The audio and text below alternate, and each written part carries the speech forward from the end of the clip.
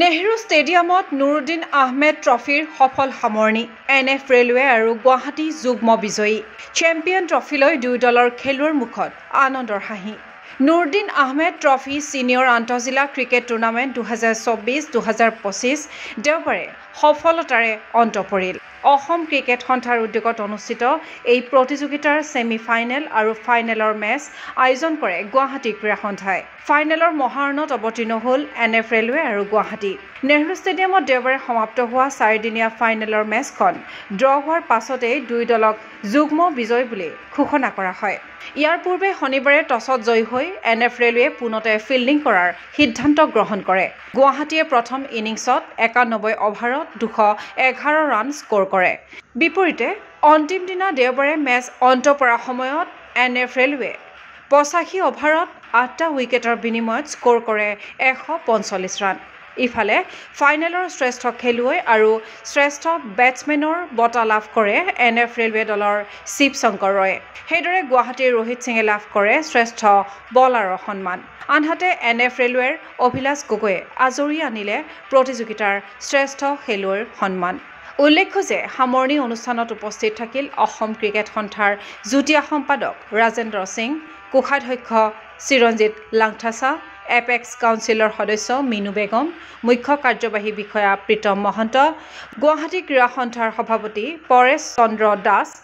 cricket সম্পাদক নাছিৰ গুল খানৰ লগতে GSAৰ বিষয়ববীয়াসকল আপোনালোকে জানে যেনেকৈ নুৰুদ্দিন আহমেদ ট্ৰফিটো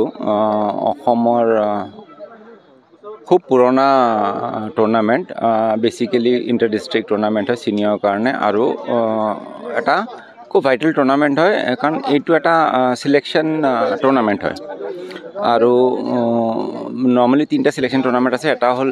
APCC নুৰুদ্দিন আহমেদ এণ্ড এটা হ'ল চেলেঞ্জাৰ ট্ৰফি তাৰপৰা প্লেয়াৰবোৰ ষ্টেট টিমৰ কেম্পৰ কাৰণে চিলেক্ট হয় তো ভেৰি ইম্পৰ্টেণ্ট টুৰ্ণামেণ্ট আৰু বাকী ইনিচিয়েলি দুটা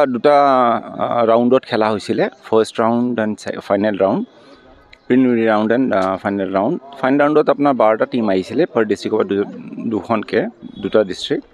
তো আজি ইয়াতে ফাইনেলটো সমাপ্তি হ'ল NF ৰেলৱে আৰু গুৱাহাটীৰ মাজত খেলাখন 4দিনীয়া আছিলে কিন্তু ৱেডাৰৰ কাৰণে আপোনালোকে গমেই পাইছে যোৱা পৰহিলৈকে হেভি বৰষুণ আছিলে চ' কালি আৰু আজি খেলা হৈছে তাৰ ভিতৰত গুৱাহাটীয়ে 211 ৰান কৰিলে আৰু ৰেলৱে ফাইনেল স্ক'ৰ নাজানো বাট 8টা উইকেট গ'ল চ' যিমানখিনি সময় পালে সেই হিচাপত খুব ভাল টুৰ্ণামেণ্ট আৰু গুৱাহাটী স্পৰ্টছ এছ'চিয়েশ্যনৰ তেওঁলোকে অৰ্গেনাইজ কৰিছে under the banner of ACA Guwahati এছ'চিয়েশ্যনে খুব ভালকৈ সুচাৰুৰূপে গোটেই টুৰ্ণামেণ্টটো তেওঁলোকে যিমানখিনি ৰেছপনচিবিলিটি পাইছে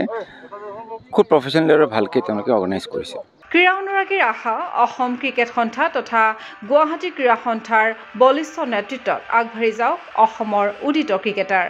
নুৰুদ্দিন আহমেদ ট্ৰফিৰ জৰিয়তে ৰাজ্যিক দলৰ শিবিৰলৈ নিৰ্বাচিত হওক সুযোগ্য ক্ৰিকেটাৰ চিন্ময় বৰাৰ প্ৰতিবেদন গোগো স্পৰ্ট ফিজিকেল এডুকেশ্যন বিষয়ত ডিগ্ৰী পাঠ্যক্ৰমৰ কাৰণে অসম তথা উত্তৰ পূৰ্বাঞ্চলৰ প্ৰথমখন শিক্ষানুষ্ঠান অভিৰুচি ইনষ্টিটিউট অৱ ফিজিকেল এডুকেশ্যন 2 বছৰীয়া ফিজিকেল এডুকেশ্যনৰ BPEd পাঠ্যক্ৰম আৰু 4 বছৰীয়া BPES পাঠ্যক্ৰমৰ বাবে নামভৰ্তি চলি আছে বিতংকৈ জানিবৰ বাবে আজি যোগাযোগ কৰক যোগাযোগৰ নম্বৰসমূহ হৈছে 9435100098